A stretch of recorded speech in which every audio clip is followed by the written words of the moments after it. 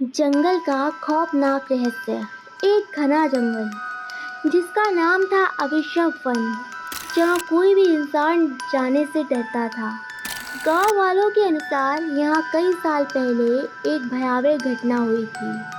इस घटना के बाद इस जंगल में अजीब और गरीब घटनाएं शुरू हो गईं। ऐसी ही किसी रात जब चार दोस्त राकेश, सुमित, मीरा और नेहा जंगल के पास पहुंचे, उन्हें ये सब सिर्फ एक कहानियां लगती थी और वे इसे देखने के लिए जंगल में जाने का फैसला करते हैं। जंगल में कदम रखते ही चारों ने अजीब सी सिसलन महसूस की। पेड़ों की सरसराहट और दूर दूर तक फैले सन्नाटे ने माहौल को और भी डरावना बना दिया था।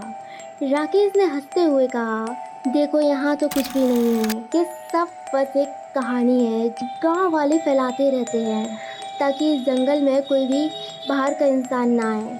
थोड़ी दूर चलते ही उन्हें एक पुरानी झोपड़ी नजर आई। झोपड़ी का दरवाजा टूटा हुआ था और अंदर अंधेरा छाया हुआ था। सुमित ने कहा, चलो इस झोपड़ी को देख कर आते हैं, शायद यहाँ हमें कुछ सुराग मिले।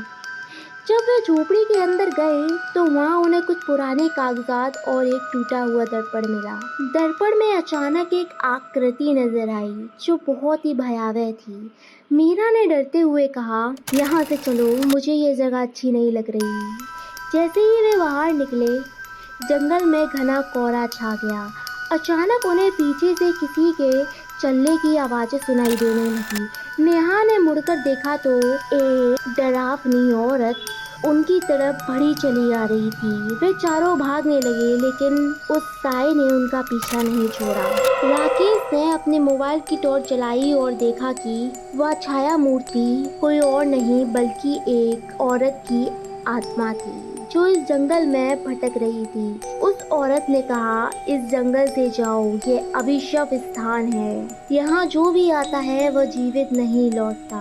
डर से कांपते हुए चारों दोस्तों ने अपनी सारी ताकत जंगल से बाहर निकलने में लगा दी, लेकिन जंगल के रहस्यमय रास्तों ने उन्हें और भटकाया। हर दिशा में घुमावदार रास्ते और डरावनी आवाजें उनका पीछा कर रही थी।